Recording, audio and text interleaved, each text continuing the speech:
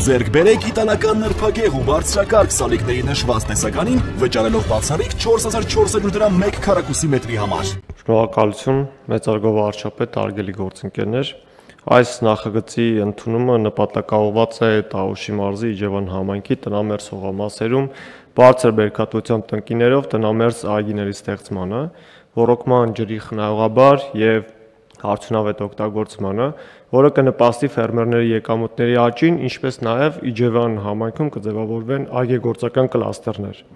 Պարոն վարչապետ, նշեմ, որ նախորդ ծրագրի շրջանակում Տավուշի մարզի Բերքաբեր եւ Խաշտարակ բնակավայրերում իրականացվել է նմանօրինակ ծրագիր, որի շրջանակում կնքվել էր 87 պայմանագիր 5.84 հեկտար տարածքում այգեհիմնում իրականացնելու համար։ Նոր հիմնված տնամերձ այգիները մեծ հետաքրքրություն են առաջացրել տնտեսվարողների մոտ եւ այդ իսկ պատճառով Իջևան համայնքը եւ մարզպետի աշխատակազմը նպատակահարմար են գտել շարունակել ծրագիրը նաեւ նույն համայնքներում, ընդգրկելով նույն բնակավայրերը, ընդգրկելով նաեւ Կիրանց եւ Ծաղկավան բնակավայրերը։ Եվ այսպես այս ծրագրով առաջարկվող բնակավայրերի շահառու բնակավայրերն են Բերքաբեր, Կիրանց, Ծաղկավան եւ Խաշտարակ բնակավայրերը։ Տավուշի մարզպետի աշխատակազմի ստացված նախնական տեղեկատվության համաձայն Իջևան համայնքի 4 բնակավայրերում տնամերձ հողամասերում այգեհիմնում իրականացնել ցանկացողների ընդհանուր թիվը այս նոր ծրագրից օգտվողներից 305 է, ընդգրկելով 18.2 հեկտար տնամերձ տարածք։ Ծրագրի շահառուներ կհանդիսանան առնվազն 100 քառակուսի մետր եւ ավել 1 ամբողջական ծառերից եւ այլ գույքից ազատ կամ ազատման ենթակա տնամերձ հողամաս ունեցող տնտեսավարողները։ Շահառուները ծրագրին մասնակցելու նպատակով մինչև 2025 թվականի հուլիսի 15-ը պետք է դիմեն համայնքի ղեկավարին եւ կնքեն պայմանագիր։ Շահառուների հետ պայմանագրերը կնքելուց հետո արդեն համայնքը կազմակերպում է շահառուների տնամերձ հողամասերում հողի ագրոքիմիական բաղադրության լաբորատոր փորձաքննության եւ տնամերձ հողամասերում կատարվելիք աշխատանքների ծախսերի գնահատման համար գնման գործընթացը եւ գնահատման արդյունքները ունենալուց հետո արդեն համայնքը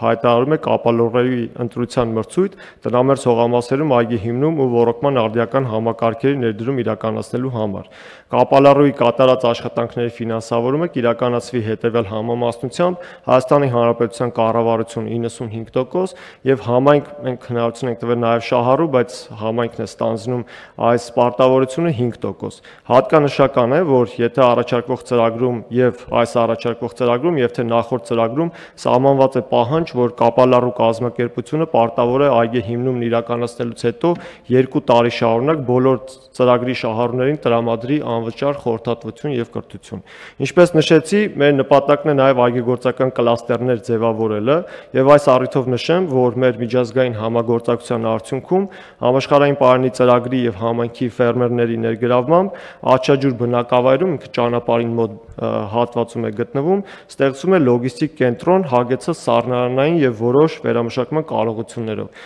Եվ նպատակն է ձևավորված ֆերմերային տնամերձ հողատարածքների եւ հարակից բնակավայրերի հետ կենտրոնացված համագործակցությունը։ Ըստ նախնական գնահատականների այն շահագործման կհանձնվի այս տարվա սեպտեմբեր ամսին։ Պարոն վարչապետ, վերջում ուզում եմ ուղղակի նաեւ մի դիտարկում անել, որ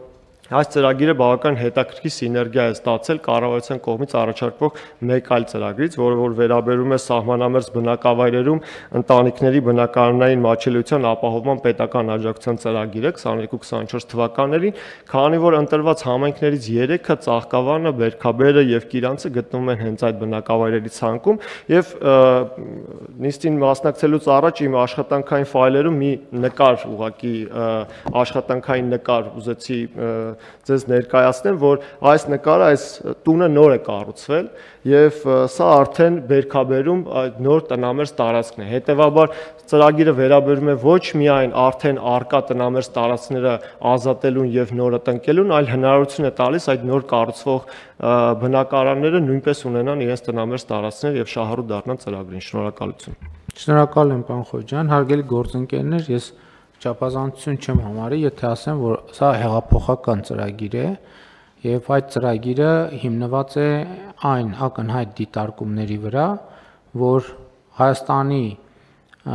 տնամերձ հողամասերի առնվազն ճնշող մեծամասնությունը, կամ լավ գոնե ասենք կեսը, որ Մարկ Տվենի վիճակում հայտնվենք, որ հետո բան արվի, ասենք այն մյուս կեսը չեն տալիս այն արդյունքը, որը կարող են տալ։ Եվ դա խնդիրը եւ անհատ հենց այդ տնամերձերի տերերի տեսակետից եւ երկրի տնտեսության տեսակետից եւ ընդհանրապես գյուղատնտեսական այն կուլտուրայի տեսակետից, որը Հայաստանում գոյություն ունի։ Եվ այս գաղափարը առաջացավ, որ մենք առաջարկենք, որ մարդիկ իրենց տնամերձ հողամասը իրենք ամբողջությամբ ազատում են եղած բուսականությունից, պայմանական ասած, եւ կառավարությունը աջակցում է, որպեսզի այնտեղ ինտենսիվ այգի ձևավորեն մի առանձնահատկությամբ, որ նախապես որոշվում է բնակավայրերի հատվածում կոնկրետ ինչ այգի է կամ ինչ մշակաբույս է հիմնվելու, որովհետեւ կտրտվածությունը հաշվի առնելով, եթե մենք առանձին վերցրած 500 մետրի վրա ունենանք մի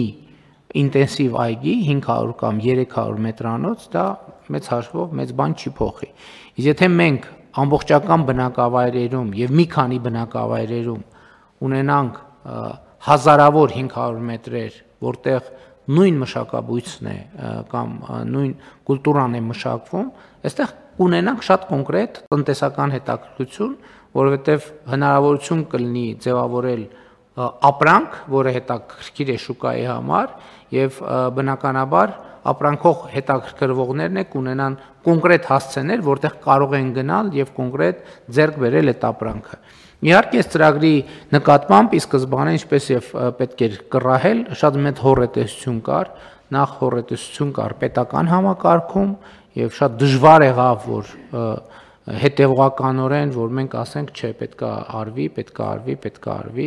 որովհետև ինչպես Հայաստանում ցանկացած բան, երբ որ մի բան ասվում է, առաջին ռեակցիան է, որ չէ, հնարավոր չի լինի, ում է հետաքրքիրով աուզելու, ոնց կարա տենց լինի, ամեն ինչ լավ է, թողեք տենց էլ մնա։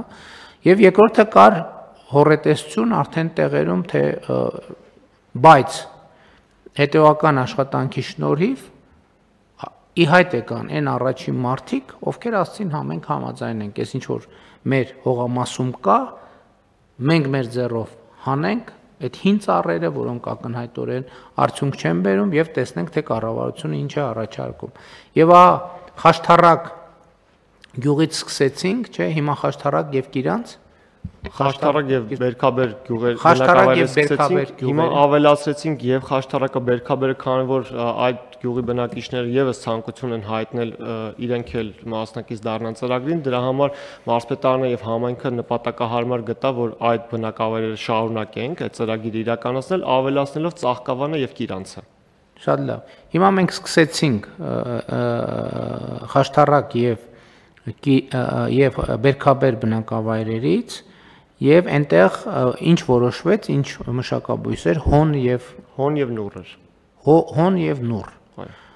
Եվ այնտեղ ըստ էության արդեն սկսել է հոնի եւ նուռի կլաստերի ձևավորումը, որտեղ նաեւ մենք աջակցում ենք Կաթիլային, որ աջակցելը որն ամբողջը մեր բյուջեի հաշվին է արվում, այսինքն 5%-ը, որը պայմանական է, եւ այնտեղ այդ կլաստերը հիմնվում է, այստեղ մեր հաջորդ ռիսկը, պարոն Խոջոյան, հետեւյալն է, որ այն տնկիները, որ մենք տալիս ենք, այն տնկիները պատշաճ սերտիֆիկացված լինեն եւ որակյալ լինեն, որովհետեւ ես այդտեղ հաջորդ ռիսկը եմ տեսնում, որ հանկարծ չպարզվի, որ այն տնկիները, որ մենք տալիս ենք, դրանք պատշաճ որակի չեն։ Այս հարցը մենք ո՞նց ենք լուծեն։ Պարոն վարչապետ, պահանջը սահմանված, որ բուսասանիտարական անձնագիր պետք է ունենան, եթե դա տեղական տնկիներին է վերաբերում, որը կփաստի, որ վիրուսներից եւ վնասատուներից զերծ են, եւ նաեւ ներմուծված տնկիների դեպքում այն պետք է հավաստագրված լինեն, քանի որ տեղական տնկիներից օրինակ հոնը ինքը ավելի տեղական տնկիները բավականին հարմարեցված են հենց Տավուշի մարզի բնակավայրում մշակաբույսից կախված է։ Չէ, բայց ասենք այդ իմիջիալոց այդ այգիների այդ պատմությունը գոնե ես Իջևանից գիտեմ թե ոնց է ստացվել, որն է պատմությունը, որ այգիները իրենց որակը գցել են, որովհետև տենց հարևանից կողքից դուրս եկած բաները, շիվերը եւ այլն տեղափոխելով տնկելով, տենց է տեղ ունեցել։ Հիմա բայց մենք պետքա դա շատ կարեւոր արձանագրում է, որ տնկի որակը առանցքային նշանակություն ունի։ Բայց հիմա ձեր ասածով նշանակում է, որ մենք այդ որակը երաշխավորել ենք։ կապալառու կազմակերպությունը հենց այդ որակը երաշխավորում է։ Այո։ Ու մենք Հայաստանում տնկիների հավաստագրման հարցը տենց էլ չլուծեցինք, հա։ Պարոն վարչապետ, վերջերս քննարկում ենք ունեցել փոխվարչապետ Տիգրան Խաչատրյանի գլխավորությամբ եւ նշեմ, որ 2024 թվականից Հայաստանը արտամանկցել է յուպով միջազգային կազմակերպությանը, որը հենց գյուղատնտեսության ոլորտում, եթե ավելի պատկերավոր բացատրեմ, մշակաբույսերի ոնց որ մտավոր սեփականությունը, բայց գյուղատնտեսության ոլորտում, այսինքն տնկիների սեփականության պաշտպանությամբ է զբաղվում եւ Հայաստանը արդեն անդամակցել է իր օրենսդրական ակտերը համապատասխանեցնելով։ Մենք արդեն մշակված են բոլոր ակտերը եւ գործընթացը մի նախագծի ընդունումից հետո արդեն կմեկնարկի, որ տնկարանները պետք է հավաստագրվեն եւ միայն արդեն հավաստագրված Հայաստանում տնկարաններից ձեռք բերված տնկիները մենք կարող ենք երաշխավորություն տալ, որ այն համապատասխանում է մշակաբույսի անձնագրով բոլոր պահանջներին, թե ինչ մշակաբույս է, ինչ բերքատվություն ունի, ինչ տեսքի բերք ենք ստանալու, որ այդ աղավաղումներին վերջապես վերջ տանք։ Շատ լավ, դե հույս ունենք առաջի բերքը ենթադրում եմ մյուս կամ մյուս տարի կստացվի եւ հույս ունեմ, որ բերքը տեղում կլինի, բայց հիմա շարունակելով միտքս, ընդ որում այնտեղ տնկիներ եւ կաթիլային ոռոգում է անցկացվում։ Իհարկե նրանք ովքեր կորոշեն, որ հետագայում հակակարգտային ցանցեր ունենան, ինչը մենք պետքա խորհուրդ տանք մեծ հաշվով եւ այդպիսի աջակցության ծրագրեր ունենք եւ ահա երբ որ առաջին համարձակները այդ որոշումը կայացրին, ես ուզում եմ շնորհակալություն հայտնել այդ մարդկանց, սկսեց շատ մեծ արագությամբ հետաքրքրությունը աճել, ինչը մեր հիմնական նպատակը եւ նպատակադրումն էր, եւ մենք այս ծրագիրը պետք է շարունակենք, որը կարծում եմ ելի եմ ասում որակը էական է, բայց երբ որ որակը երաշխավորեցինք, սա ըստ էության ռազմավարական ներդրում է, թե բնակավայրերի, թե ընդհանրապես Հայաստանի Հանրապետությունում գյուղատնտեսության ոլորտի փոփոխության համար, որովհետև ակնհայտ է, որ այն գյուղատնտեսությունը, որը մենք իմացել ենք 20 կամ 30 տարի առաջ, այդ գյուղատնտեսությունը այլևս